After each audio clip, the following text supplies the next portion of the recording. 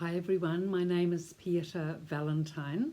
I've written 2 books, The Residents Rise from a Dementia Unit and The Residents Voice from a Dementia Unit. So today this session is going to be on escaping from a dementia unit. Now, of course, all staff, all medical staff, everyone involved makes great effort for this not to happen, but still it does. And so this session is to give you the outline of prevention aspects that are put in place to prevent this and for you to be aware of it so you don't unwittingly let someone escape from the unit, which does happen. So the first thing really to get to grips with in a unit in terms of preventing escapes is for you as a relative to get to know the residents. That way you'll know the difference between the residents and the relatives, because sometimes what happens is the relative will let out a resident thinking they are a relative or visiting, and that is what generally does happen, is that the person that's visiting thinks that the person exiting is a relative or a visitor, not an actual resident. Now, the reason for that is that some of the residents are very well dressed, well groomed, the staff look after them beautifully, they've got good clothes, good wardrobe, and if they're younger especially, or they may have also just been admitted, you really can't tell often, whether they're an actual relative or a resident. So the best way to be able to find out the difference is to just get to recognise the faces and the people and even the names better, of course, but to get to know the residents, and especially those residents that spend time at the door, banging on the door, let me out, let me out. It's very sad, of course. This is the sad side of dementia. These people wanting to get out, and when they come to the realisation that they're in this unit and, as they say, locked up, it's very sad indeed, especially for those that are fit and active and want to get out at least for a walk, if their relatives aren't coming to take them for a walk, and the staff don't have time or the authority now to do that often. So, and especially actually for units that are on the 2nd floor. Now this is quite common. Dementia units, so that you'll have the rest home on the 1st floor, and then the dementia unit on the 2nd floor. That means that they've got no garden, they've got nowhere to go out to get sunshine, fresh air. It's much better if they can. It's much better if the facility is on the ground and they've got a little garden that they can go out and walk in. Then I'm sure it wouldn't be as stressful, the birds and their fresh air, and at least they can get outside and have a bit of a walk. But if it's top floor, there's only the corridor to go around, or up and down, or the veranda, which is often small to sit on, so it's very confining.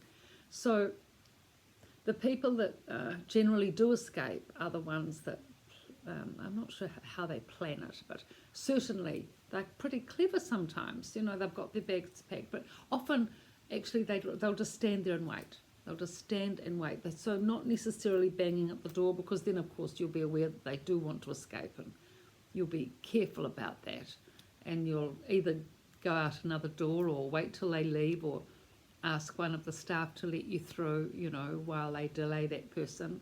But it's the resident that just stands quietly there waiting. God, that's quite uncanny. Even those residents can shadow staff going out the door through 2 locked doors. Incredible. Down the stairs, out the swing 2 doors, and then of course if that happens, they've got no orientation, so they can go anywhere. So firstly, when you do leave, to go through that, so the staff, you only need a security code to get out of a dementia unit. So relatives have security codes. They're often 4 numbers and hashtag or whatever. You have to make sure to have that either memory or iPhone, or so when you go out, you make sure that nobody else sees the security code, and you have to push out that door. Then often, if upstairs, there's a second door down the stairs, and then usually then it's only 2 security doors to go through, or it can be the lift to go downstairs, which also has a security code. So often through these 2 doors, I think even down the lift, the resident can shadow you. Well, they won't shadow a staff member down the lift because you'll recognise the resident, but they can shadow you through 2 doors and down the stairs, and people have escaped that way.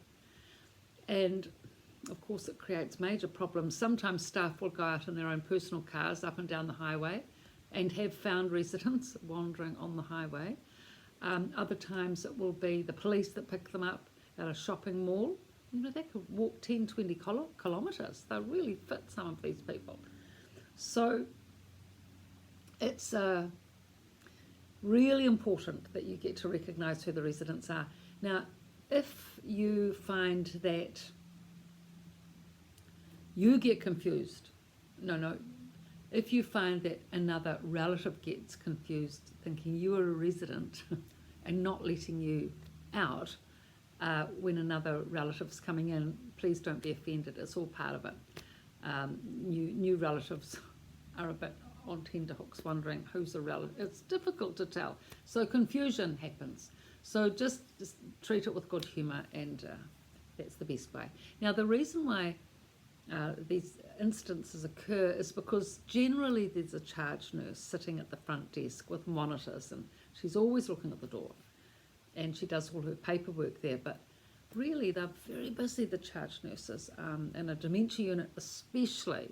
That's why it's so difficult to get staff to work there, because they've got the medication rounds. So on the day shift, they've got an hour's medication round at breakfast, another medication round at lunch.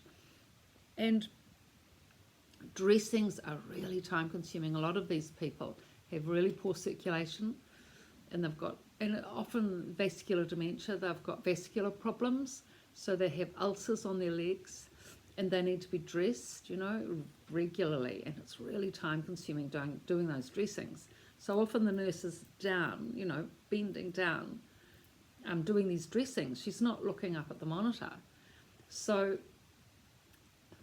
also in dementia units, people fall a lot, mainly because they're able, they're walking around. Everyone has to be independent in a dementia unit, so they're walking around, so they're going to have a lot more risk of falls than people that aren't actually walking most of the time, as in hospitals when most people are in wheelchairs.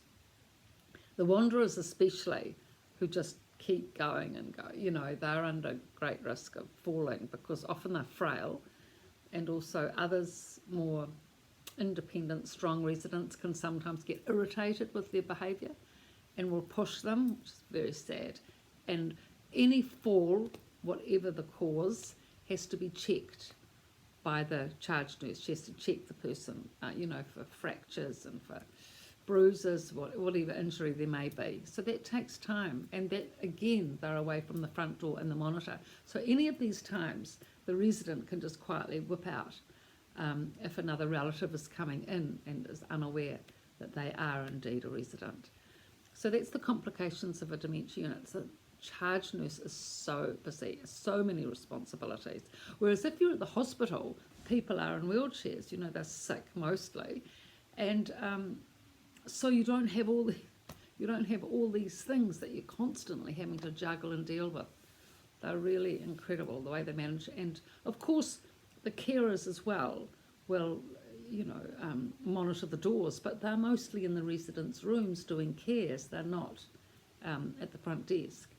Whereas if the unit is downstairs, it's part of a big complex with other facilities, and there's a main desk, so that the resident, once they've escaped the dementia unit, got out somehow, gone down the corridor, and then they have to go out the main exit where the front desk is to get out, then of course the receptionist will pick up on that. So that's not such a big risk of escape as if you're upstairs where the dementia unit is isolated from the rest of the village, which is often the case, and they don't have a separate receptionist at the front desk to monitor all of these things.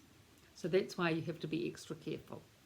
So I hope this has helped in terms of you being able to prevent people escaping from dementia units if you're in the position that you have someone in a dementia unit that you're caring for.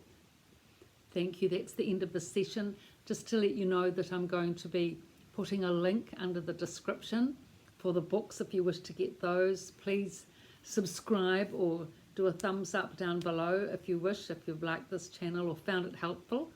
And especially for people that you know of, please direct them to the site so that people can learn more and we can share information for this community and help people within this community. Thank you.